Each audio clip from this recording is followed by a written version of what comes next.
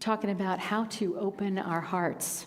The theme is, what are you wearing? What are you wearing today? How have you armored yourself to come out in the world today?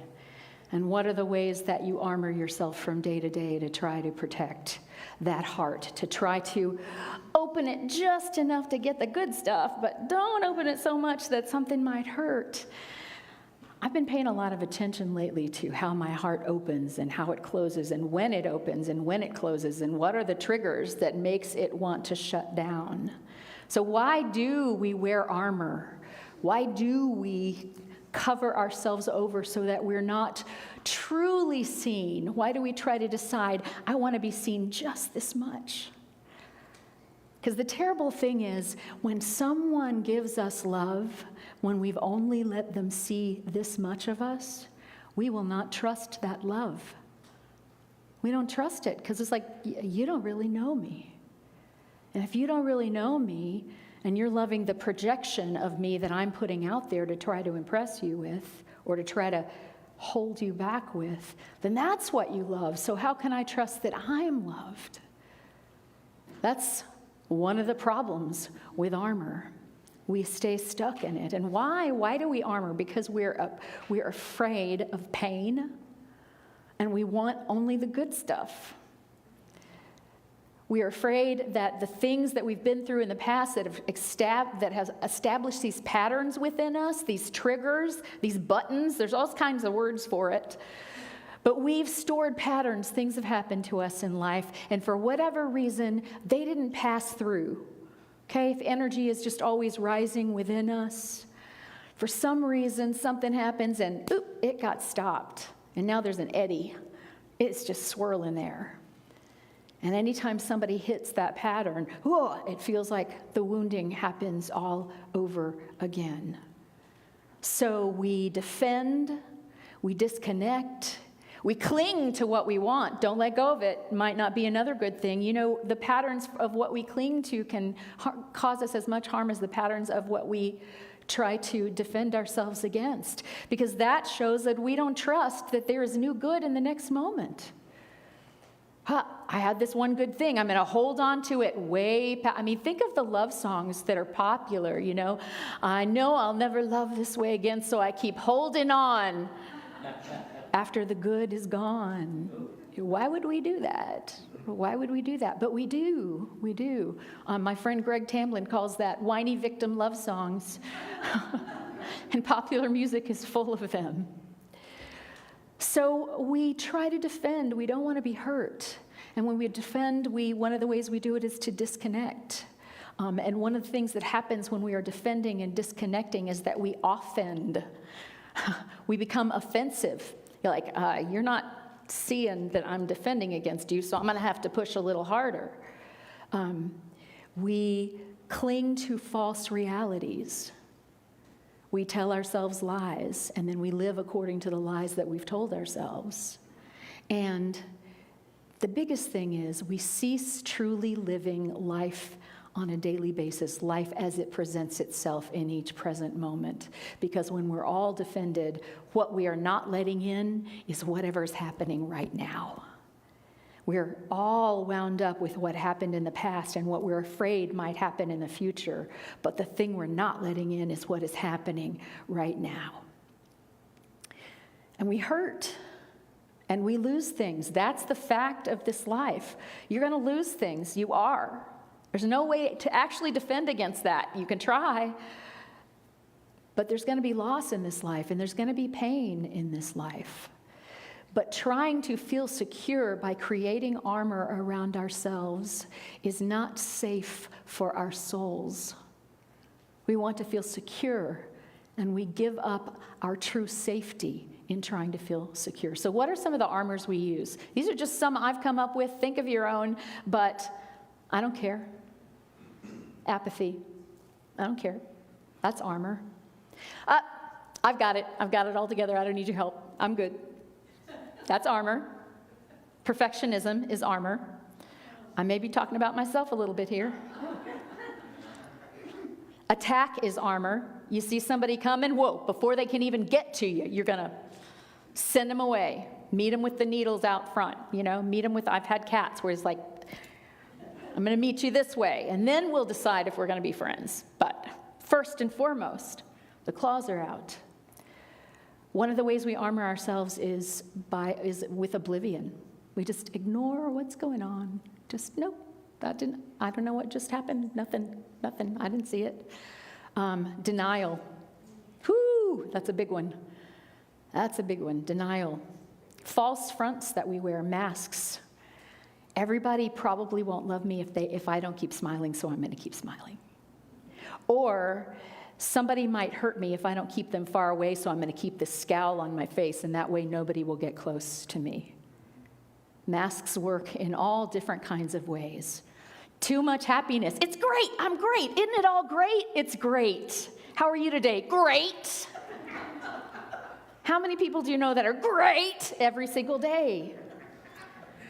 And then there's something that says, but if I'm not great, if I share with you that I'm in pain, and if I share with you that I'm maybe struggling, then maybe you won't be okay with that, and then I'll get rejected. So I'm going to reject you, so you can't reject me. It's the you can't fire me, I quit, right? Version of living our lives. Anger keeps people away. Our neediness can repel people.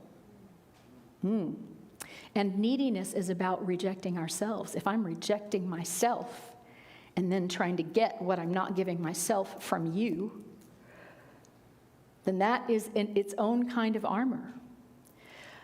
One type of armor is what I love, the 12-step programs calls terminal uniqueness. I am special.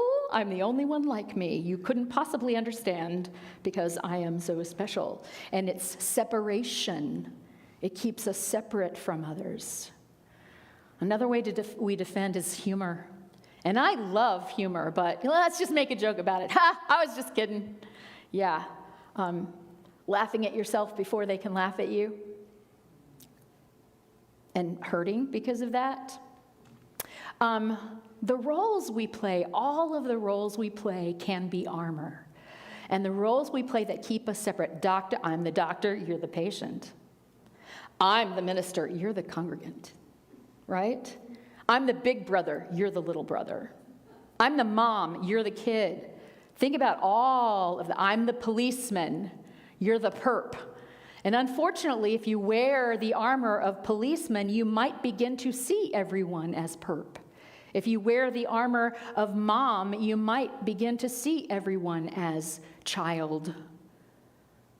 And so all of these are ways that mess up our relationships. So the very, very thing that we're trying to avoid getting hurt in relationship, we are creating by the way we arm ourselves within relationship. And that is understandable, and it's okay, and humans do it. Don't feel bad about it, because here's a fact. Open hearts feel everything. Open hearts feel everything. And closed hearts numb everything. Everything, maybe not everything. I love the way it's put so beautifully in Gibran. You will laugh, of course you will laugh, but not all your laughter. You won't even have access to your deepest laughter. And you will weep, but not all your tears. And do you really want to leave your legitimate tears for your legitimate losses unwept? The people we've lost, the things we've lost in our lives perhaps deserve our weeping. We deserve to be able to express the truth about that. And when we try to keep from doing that, we just push people away, and our relationships are inauthentic. So the first noble truth, according to the Buddha, is that humans feel pain.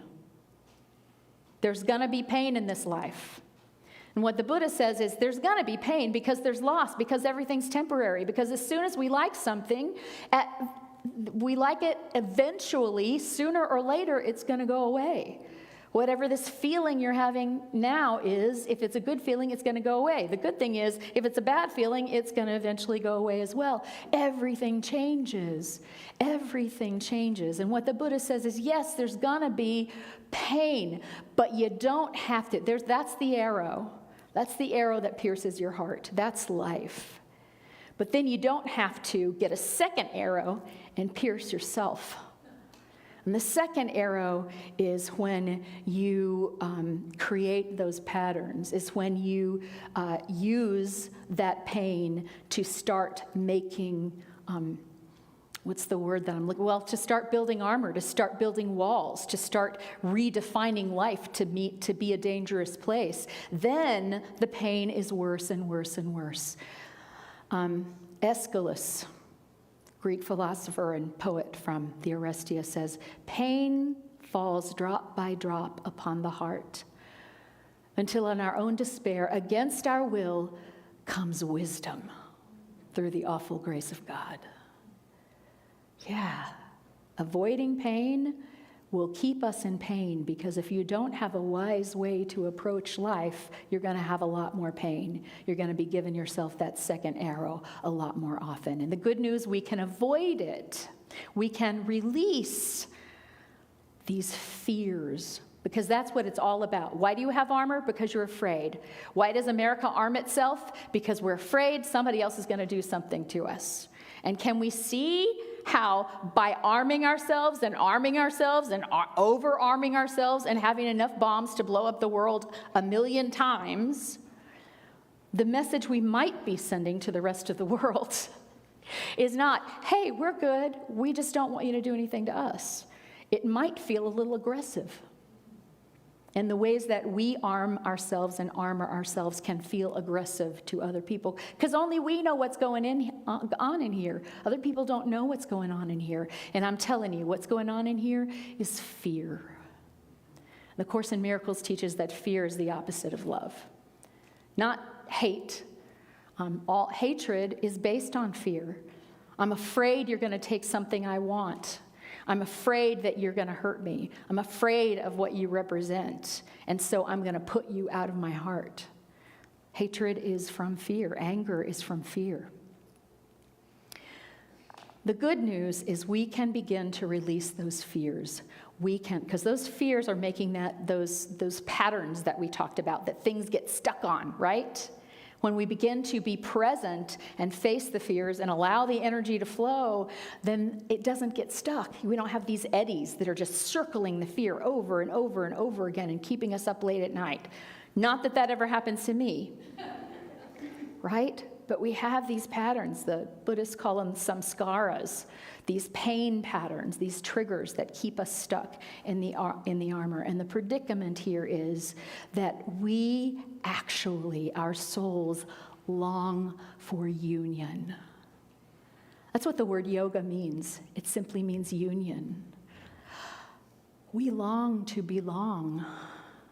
We long to be safe. We long to know that we're acceptable. We long to know that we're lovable. We long for union, but we're afraid of connection because it makes us vulnerable. We want to be one, but we don't want to connect because it's too scary. See how we are just second arrowing ourselves all over the place? So what do you do about that? Beautiful Buddhist teacher Trungpa Rinpoche says, begin with a broken heart, right? Just assume your heart's going to break. Start there. Instead of trying to figure out how to not get it to break, just go, hearts break, it's what happens. So now that I am in this place where I feel this pain, where do I go from there? Goes on to say, this is Pema Chodron, she was quoting him, and then she goes on to say, protecting ourselves from pain has never worked. Everybody wants to be free from suffering, but most of us go about it in ways that only make things worse. Shielding ourselves from the vulnerability of all living beings, which includes our own vulnerability. We don't even want to admit our vulnerability to ourselves. Cuts us off from the full experience of life. Our world shrinks. We enclose ourselves in a mesh of fear. And when many people and many countries engage in this approach, the result is a messy global situation with lots of pain and conflict. Ring any bells for you? This is from her book, Welcoming the Unwelcome. So, An open heart is the doorway into unity. And guess what? A broken open heart is the doorway into unity. Sometimes the person who breaks your heart, sometimes the person who makes you face your own pain because you just can't not, it's that bad, is your angel, is actually leading you to the place that now I can let love in. As Rumi said, tend to the wound, that's how the light gets in. Leonard Cohen said it too, but Rumi said it first. There's a crack in everything. That's how the light gets in.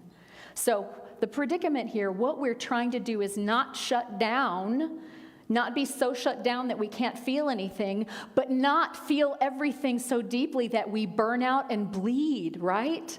That's what we want, because how are we even going to function in the world? If you let all of the pain that's in the world in here, how will you function? I don't know. That's a question for me every day. So we have to find safe ways to wear only our own skin. And that begins when we realize who we truly are. Our safety will never be in our personality, our separation. Our safety is always in our oneness with God. Love is the answer. Always, love is the answer. I don't care what the question is. Love is the answer. And love is what powers these. I'm going to give you actual tools. You like that? I've raised some really, really difficult questions. And I've been wrestling with this all week and all year and all my life. So, number one, the only safety is in spirit. So first you got to know who you are. Coming here and letting people remind you, singing about it, speaking about it, hearing about it, looking into each other's faces and seeing that spirit in one another and daring to believe that it exists in us as well. Those are all good ways to begin to really know who you are, to remember, to identify yourself with the true love that you are, that you were created in. That's the truth of you. And from that place, we can begin to see clearly. And the goal is to be fully in love, fully knowing the divinity that we are, and fully incarnate. Because guess what? This perfect being of love got squished into this human body and this human life. And it's not easy. We are spirit wearing a suit, a spacesuit. And our spacesuit, which we make look all kinds of different ways to arm it up, but our spacesuit includes not just our body, but our ego, our mind. Our mind tries to protect our heart by making up stuff, right? So we start to recognize the difference. Yes, I am spirit, and yes, I am embodied. I don't have to reject either of those things, but I do need to begin to remember the truth of me, to stop believing that I am this shell, that I am this mind, that I am this body. I am a spirit who happens to be inhabiting that right now. So the goal then is to be fully in love and fully incarnate, to wear the suit, but recognize you're wearing the suit. And choose your suit in the world. Ram Dass says, mind how you play the game, okay? Once you know who you truly are, you still got to go to work, you still got to take care of your kids, you still have to feed the dog, you still have to do all the stuff there is to do, you still have to deal with when the news comes on, whether you're going to turn it off, or leave the room, or weep, or run. You still got to make all of those determinations. So mind how you play the game. You're in this body, you're going to be playing the game, but know it's a game. Know that it's not the absolute truth of you. That is, and know that it's a role. Know that it's a role, and then choose to be always behind the event, whatever is going on, to know your oneness and to figure out how you're going to navigate this worldly thing. And I'm going to give you a couple of things, but I think one of the most important things, first of all, is to know you're a mirror. It's to know that everything everybody has given you, they are projecting on you. And you are seeing in them what's in you, right? So we kind of know this. You've heard you spot it, you got it. And everyone has had this experience. You are a grown-up. You are living a grown-up life. You have changed in so many ways. You are open, you are loving, you are wonderful. Then you go home for Christmas. And your sister still treats you like she did when you were 10 years old. And your mom still treats you like an idiot infant. And suddenly you find yourself acting like a 10-year-old idiot infant. How does that happen? They're projecting and you're allowing. They're projecting and you're allowing. And here's the question to ask yourself. What am I projecting on them? Am I making my mom into the mom that projects that on me by holding in my mind, this is who my mom is, she always does this crap? We can keep each other trapped. Yes, I said crap from the pulpit, sorry.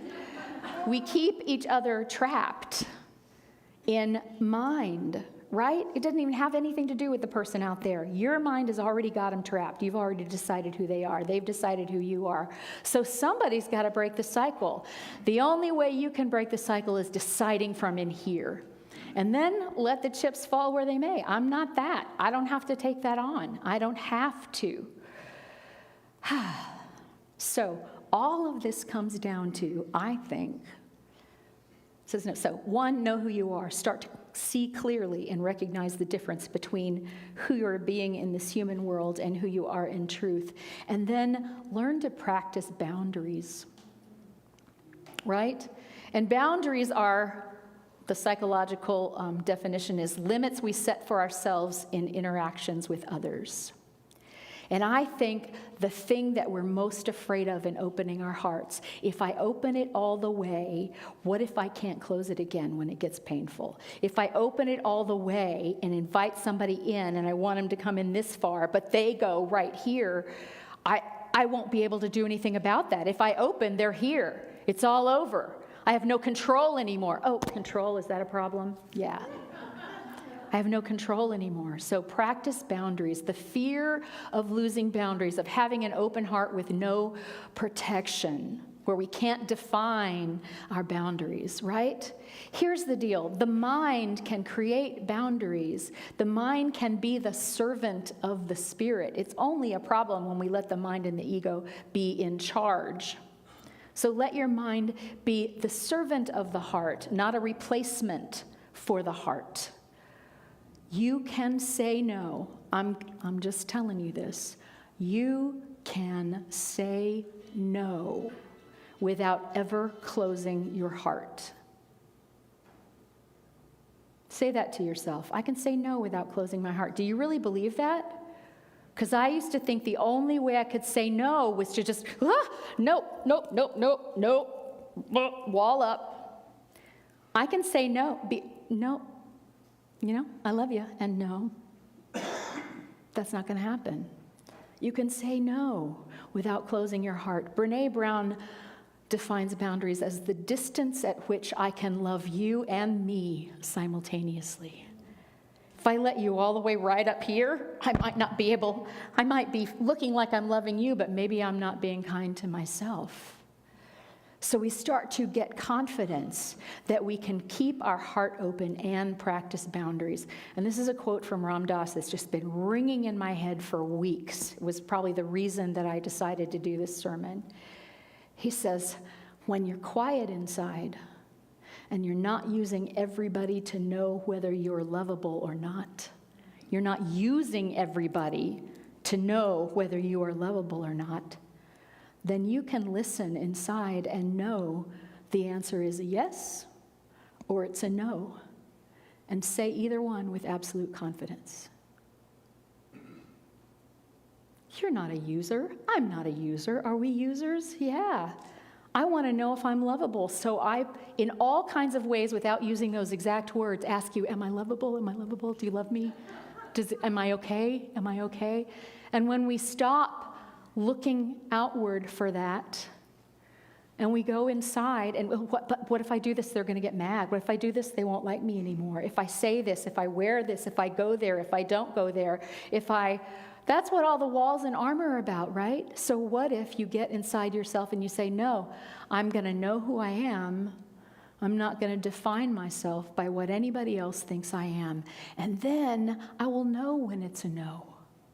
And I will know when it's a yes. And I think that's what Jesus meant when he said, let your yeas be yeas and your nays be nays. Don't swear, don't, mean it. Just know when a no is a no, and that's enough. And know when a yes is a yes, and that's enough. And it's magic, y'all. It's magic. When you learn to have appropriate boundaries, it's magic. And then fourth, and this is also from Ram Dass, really, and this is, and Jesus said pretty much the same thing. Start thinking of yourself as you interact with others. Be an environment. Instead of taking it all personally, I'm a person and all this is happening to me, be an environment where you and others have the space to find and be who you truly are. Create an environment for that to happen, and you be that out in the world. Is a wall an environment where that can happen? No. Is a mask an environment where that can happen? Certainly an attack is not an environment where that can happen. But Jesus also said, cultivate your soil. All kinds of things are going to come at you. If you want them to grow, make sure that you have good, healthy soil for them to grow on. Be an environment where others and you have space to be who you truly are and to flourish. I'm going to end with Rumi. Dance when you're broken open. Dance if you've torn the bandage off. Dance in the middle of fighting. Dance in your blood. Dance when you're perfectly free. Struck, the dancers hear the tambourine inside them as a wave turns the foam on its very top. Begin. Maybe you don't hear that tambourine, all the tree leaves clapping time. And close the ears on your head that listen mostly to lies and cynical jokes. There are other things to hear and see. Dance, music, and a brilliant city inside the soul. Thank you.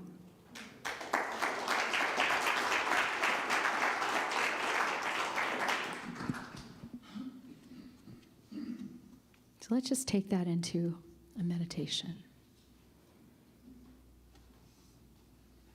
As much as you can, right here, right now, let yourself know that you are in a safe space.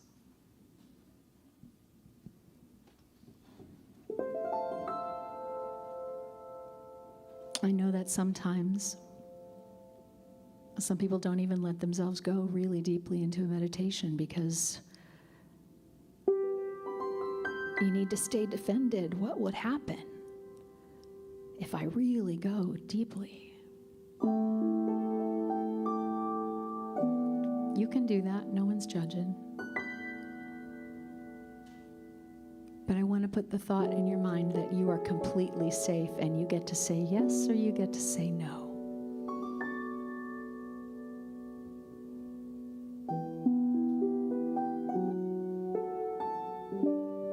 And so as you sit here in true safety,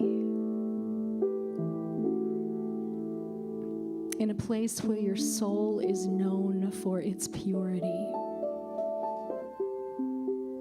where in this moment no one is projecting anything onto you,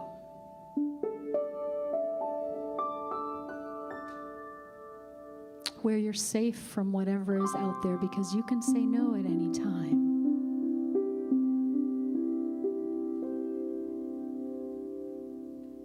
Allow yourself to feel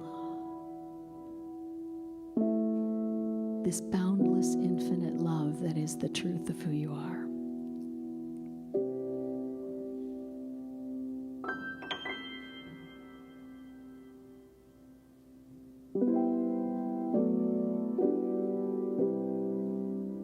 Maybe allow yourself to believe that every breath you take is proof of that love.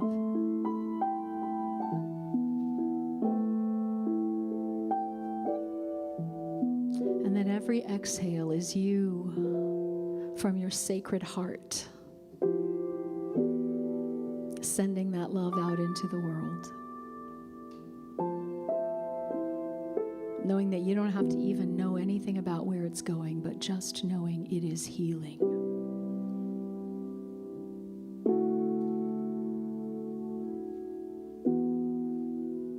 Because that's the nature of love.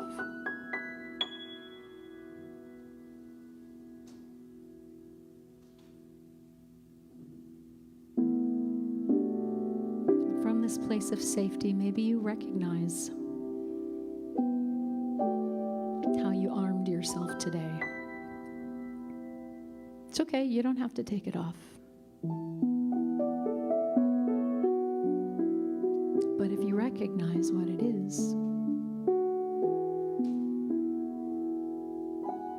you can offer it love and let it know, I don't actually need you because I can say no at any time.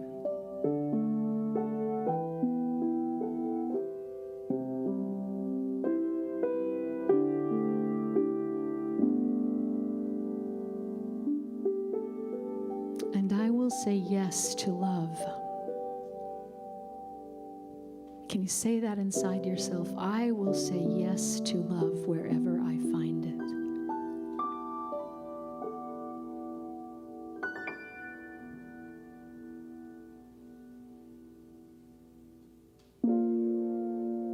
Yes to the love of Spirit. Yes to the love in this room. Yes to the love within your own heart of hearts. Yes to receiving, yes to expressing,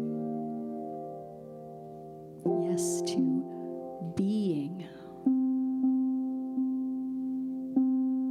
in that love.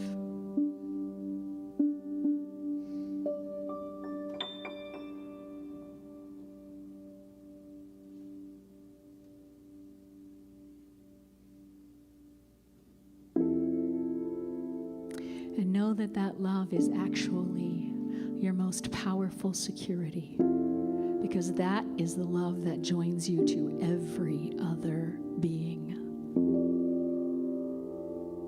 In that love, you're never alone. In the truth of that love, there can be no threat.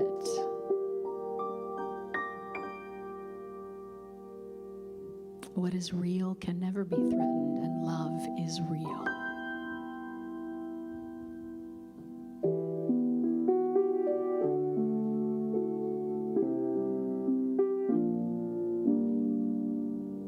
Breathe in that love. Breathe it out again, knowing that with every breath you are blessing and you are blessed.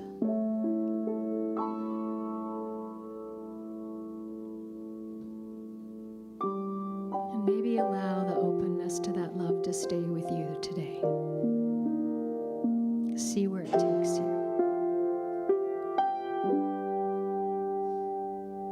You are safe.